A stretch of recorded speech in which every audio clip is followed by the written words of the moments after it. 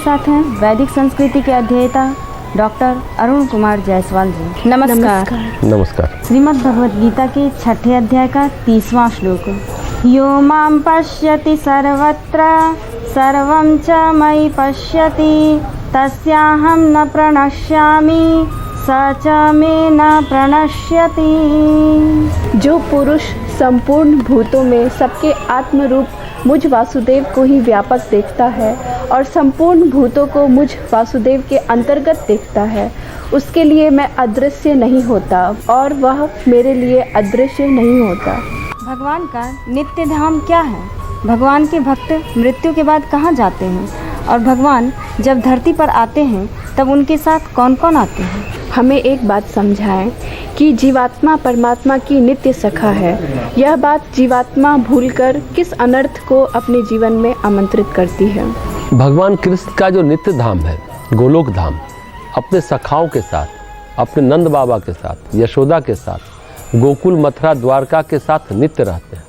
मतलब वह कभी भी नष्ट नहीं होता। और जब भी भगवान कृष्ण धरती पर अवतार लेते हैं और धरती पर अवतार लेने वाले कृष्ण हैं, वो कृष्ण ही नहीं आते हैं, वो समूचा गोलोक धाम आ जाता है धरती पर। भगवान कृष्ण का गोलोक धाम नित्य है, जिसे सत्य लोक कहते हैं, परमात्मा लोक कहते हैं। वैसे ही भगवान कृष्ण के परमेश्वर के जो सगुण भक्त हैं, जो कृष्ण की उपासना करते हैं, वो किसी की मृत्यु पर कहते हैं गोलोक सिधार गए। मरने पर कहाँ जाते हैं? गोलोक धाम, नित्य धाम जाते हैं। भगवान कृष्ण के एक सखा थे मनसुखा। भगवान कृष्ण के साथ नित्य रहना, नित्य खाना पीना, नित्य घूमना, गायें चराना। गोलोक धाम में भी भगवान की वही लीलाएं चलती है जो ब्रज धाम में चला करती थी। कभी भगवान अपने भक्तों को अपने ढंग से अपने रूपों में मिलाते हैं। एक दिन मनसुखा ने कहा, कन्हैया मैं देखना सुनना चाहता हूँ, घूमना फिरना चाहता हूँ, लेकिन एक बात है, मैं तुम्हें पहचान लूँगा। अच्छा तो पहचान लेना। भगवान कृष्ण का सखा मनसुखा 84 लाख योनि में घूमता रहा। सब दृश्य उसके सामने से गुजरे। कभी डराया लोगों ने, कभी मारा लोगों ने, कभी पीटा, कभी कुछ किया, कभी कुछ किया। कभी भूत आए, कभी प्रेत आए। भूत प्रेत में भी कई जातियां होती हैं, भैरव, कुष्मांड। जब जिस रूप में डरा, एक पल के लिए डरा, दूसरे पल हंसा, अरे कन्हैया तू मुझे डराता है, भड़काता है, मैं तुम्हें पहचान गया, ये कोई और नहीं तू ही है। 84 लाख योनियों में भ्रमण करते हुए, कीट पतंगों में भ्रमण करते हुए मनसुखा घूमता रहा, लेकिन वह नहीं भूला कि वह कौन है। उसे याद रहा कि वह कृष्ण का सखा है। वह कीड़ा नहीं है, पतंगा नहीं है, पशु नहीं है, पक्षी नहीं है, पेड़ नहीं है, पत्थर नहीं है, देवता नहीं है, दानव नहीं है। और जब भी उसे कोई आपत्ति विपत्ति आई तो हर आपत्ति विपत्ति के कारण में अपने कृष्ण को पहचान लिया। एक बार छोटे बच्चे के रूप में बैठा था, उसके सामने कुष्मांड नामक दैत्य आया और उसे सताने लगा। मनसुखा जानता था कि मैं यद्यपि छोटा बच्चा हूँ पर कृष्ण का मित्र हूँ। दानव उसे डराने लगा, थोड़ी देर के भ्रमित हुआ, फिर बोला, अरे कन्हैया तू मुझे डरा रहा है, तू क्या समझता है, मैं कुष्मांड के रूप में तुझे नहीं पहचान पाऊंगा। तो कुष्मांड फट गया और उसमें से कृष्ण प्रकट हुए। सबके आत्म रूप में केवल और केवल परमेश्वर है, बाकी तो सब केवल आवरण है, कोई अस्थाई नहीं, केवल आत्म रूप ही अस्थाई है।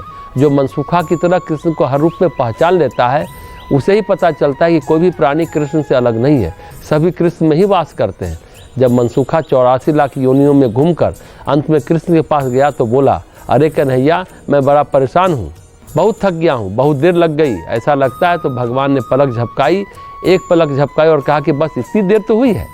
जब गोलोक धाम में सत्यलोक में पलक झपकती है तो धरती पर, पाताल में, स्वर्ग में युग बदल जाते हैं। समय का, काल का इतना परिणाम है कि जब सत्यलोक में पलक झपकती है तो युग बदल जाते हैं। कृष्ण ने कहा, अरे मनसुखा तुझे कितनी देर हुई? कृष्ण ने पलक झपकाई, तो इतनी देर में आ गया। इस कथा पर सुदर्शन सिंह ने एक उपन्यास लिखी जो बड़ा ही प्यारा उपन्यास है, पलक झपकते। कल्याण पत्रिका के भाई जी हनुमान प्रसाद पोद्दार उनके सहयोगी हुए। कल्याण के संपादक मंडल में काम करते थे सुदर्शन सिंह, उपनाम था चक्र।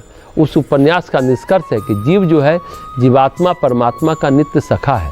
वह भूल जाता है कि वह परमात्मा का नित्य सखा है, बस यही भूल जो है उसका जी का जंजाल बन जाता है, अधीर हो जाता है। वह न भूले कि वह परमेश्वर का नित्य सखा है, अपने को अनुभव करे कि वह परमात्मा का नित्य सखा है। जो दृश्य आए उसमें देखे कि परमात्मा ही तो लीला विहार कर रहे हैं, तो फिर उसे कौन ग्रह नक्षत्र सताएगा, कौन डराएगा, कौन परेशानी उत्पन्न करेगा। तो भगवान कहते हैं जो मेरे को सब जगह देखता है वो कहीं पर भी किसी रूप में भी छिप नहीं से पाता, वो पहचान लेता है, पेड़ में पत्थर में भी उन्हें पहचान लेता है। श्री अरविंद जब अलीपुर जेल में थे तब उनके मन में लगातार एक भाव चलता रहता था, स्वतंत्रता संग्राम करना है, भारत को स्वतंत्रता दिलानी है। जब कृष्ण उनके सामने प्रकट हुए तो कहा, नहीं, तुम्हारे लिए हमने कार्य रखा है कि तुम्हें एकांत साधना करनी है, साधना करके तप करके तुमको लोगों को बल देना है, मैंने तुम्हारा नियोजन इसलिए किया है। श्री अरविंद बोले, मेरी साधना में कोई रुचि नहीं है, मैं कोई साधना नहीं करना चाहता, मैं कोई मोक्ष मुक्ति नहीं चाहता, मैं तो भारत को स्वाधीन देखना चाहता हूँ। तो कृष्ण ने कहा, भारत तो स्वाधीन होगा, उसे स्वाधीन तुम नहीं कोई और करेगा, इसके लिए मैंने किसी और का चुनाव किया है, तुम्हारा चुनाव है उन सबको ताकत देना। ऐसे कैसे भारत स्वाधीन हो जाएगा, मैं कोशिश करूँगा तब ना होगा, मिलजुल कर सब लोग प्रयास करेंगे। तो उन्होंने कहा, जब वासुदेव कृष्ण ने संकल्प कर लिया है कि भारत स्वाधीन होगा तो भारत स्वाधीन हो ही जाएगा, मेरे संकल्प को अन्यथा करने की ताकत किसमें है। फिर भगवान ने क्या किया, जेलर, कैदी, बुरे आदमी, भले आदमी, जेल में जो भी बंद थे, श्री अरविंद को झलक दिखाई और कहा कि देखो मैं सब में हूँ। कृष्ण ने दिखाई, कहीं मैं तमोगुण का आवरण ओढ़ रखा हूँ, कहीं रजोगुण का, तो कहीं सतोगुण का, हर रूप में मैं हूँ और जहाँ जो लाना चाहो मैं कर सकता हूँ। इनसे साधना कराना चाहूँ तो आवरण हटाना पड़ेगा, ये भी साधना कर लेंगे, बस चुनाव तुम्हारा हुआ है, तुम्हें ही इसके लिए चयनित किया गया है। ऐसा भगवान ने श्री अरविंद को दिखाया और समझाया। इस बात को श्री अरविंद ने एक भाषण में भी कहा। वह भाषण उत्तर पाड़ा बंगाल का भाषण बड़ा लोकप्रिय हुआ। तो भगवान जब कहते हैं, जो सब जगह देखता है मुझको, सब देखता है मुझ में, उसके लिए मैं कभी अदृश्य नहीं होता। जो नाम और रूप के परे परमात्मा की सत्ता को देखता और पहचानता है, जिसको ये कला आ गई है, उसके लिए परमेश्वर सर्वत्र है, कहीं कुछ भी भेद नहीं है। वो केवल और केवल परमात्मा चेतना में जीता है, अन्यत्र किसी में नहीं जीता। वह चित्त में नहीं जीता, आत्मा में जीता है। सामान्य मनुष्य चित्त की चेतना में जीता है, लेकिन ऐसा योगी आत्म चेतना परमात्मा चेतना में जीता है। अध्याय 5 के श्लोक 6 में भी भगवान कहते हैं, मेरे संकल्प द्वारा उत्पन्न होने से संपूर्ण भूत मुझ में स्थित है, ऐसा जान। श्रीमद् भगवद गीता के 6ठे अध्याय का 31वां श्लोक, सर्वभूत स्थितं यो मां भजत्येकत्वमास्थितः सर्वथा वर्तमानोऽपि स योगी मयि वर्तते। जो पुरुष एक ही भाव में स्थित होकर संपूर्ण भूतों में आत्म रूप से स्थित मुझ सच्चिदानंद घन वासुदेव को भजता है, वह योगी सब प्रकार से बरतता हुआ भी मुझ में ही बरतता है। हमें ये बताएं कि प्राणियों को भगवान को किस रूप में देखना चाहिए। एक बात बताएं, एकत्व भाव में जीना क्यों कठिन है। भगवान को सभी प्राणियों के आत्मस्वरूप में देखना, मतलब सभी प्राणियों का सार भगवान है, इस रूप में देखना है। जो हमारी धारणाएं हैं, जो हमारे भाव हैं, जैसे पिता के प्रति हमारा भाव है, माता के प्रति हमारा भाव है, पति के प्रति, पत्नी के प्रति जो हमारी आसक्ति है, हमारा जो प्रेम है, हमारा जो लगाव है, हमारा राग है, द्वेष है, वैर है, जो भी है, वो नाम रूप में होता है, आत्मा में नहीं होता। आत्मा तक पहुँच ही नहीं पाती। नाम रूप का जो कलेवर है वहीं अटके रहते हैं। ये सही है, ये गलत है, यही सोचते रहते हैं। भगवान कहते हैं आत्म रूप में देखो, नाम रूप में मत देखो। भगवान कहते हैं कि मुझे देखो, मेरे अलावा सृष्टि में कुछ भी न देखो। मतलब ये पहचानना है कि जैसे मणियाँ सब सूत्रों में घुसी होती है, वैसे ही परमात्मा में सब गुथे हुए हैं। इस सत्य को नित्य नियम से अनुभव करना, इस अनुभूति को न खोना। जो इस अनुभूति को खो देता है फिर उसके लिए कुछ नहीं बचता।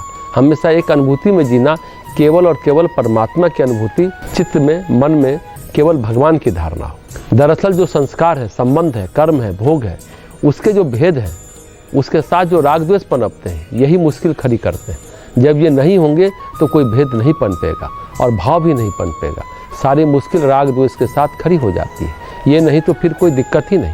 राग द्वेष से संस्कार, संस्कार से फिर संसार, फिर इसी से जन्म जन्मांतर सारी चीज़ें बनती रहती हैं। राग द्वेष तभी नहीं बनेंगे जब आप केवल और केवल एक को देखेंगे, दो को नहीं। अगर एक के अलावा दूसरा आया तो वेदांत में कहते हैं अद्वैतम तद भयंतम। दूसरा आया कि भय पैदा हुआ। यदि दूसरा है ही नहीं तो बात खत्म हो जाती है। जो पुरुष, जो व्यक्ति एकत्व में जीता है, एक ही भाव में जीता है, वो सभी प्राणियों में परमेश्वर को ही देखता है। हालांकि ये बहुत कठिन बात है, सब में अपने आप को देखना, एकत्व में जीना, एक ही भाव में जीना कठिन है, लेकिन प्रयास तो सबको, हम लोगों को करना चाहिए। एक सत्य घटना है स्वामी रामतीर्थ के जीवन की। वो हिमालय जा रहे थे, टिहरी के पास थे। वहाँ उन्होंने देखा एक साधु अपनी मस्ती में वेदांत के भाव में रमा हुआ जा रहा है। उधर से एक शेर की दहाड़ उभरी और शेर ने हमला किया। साधु जोर से हंसा आज मैं शेर के रूप में मनुष्य के मांस का स्वाद लूँगा। यानी शेर भी मैं हूँ और मनुष्य भी मैं हूँ। उनको ये अनुभव हो रहा था, आज वो घड़ी आ गई है जब मैं शेर बनकर इंसान को खाऊंगा। और हंसा। शेर ने उस पर हमला किया, वो मर गया, सब खत्म। वह देह भाव से ऊपर उठ चुका था। उसका न जन्म न मरण, वो सर्वथा मुक्त था, मुक्त ही रहा। हालांकि ये स्थिति बहुत कठिन है। स्वामी रामतीर्थ के सामने ये घटना घटी, उन्होंने ये लिखा है कि मेरे आंखों के सामने ये घटना घटी है। लेकिन इस भाव में जीना बहुत कठिन है, परंतु इस भाव में जो जीता है वही परमेश्वर में विलीन हो जाता है।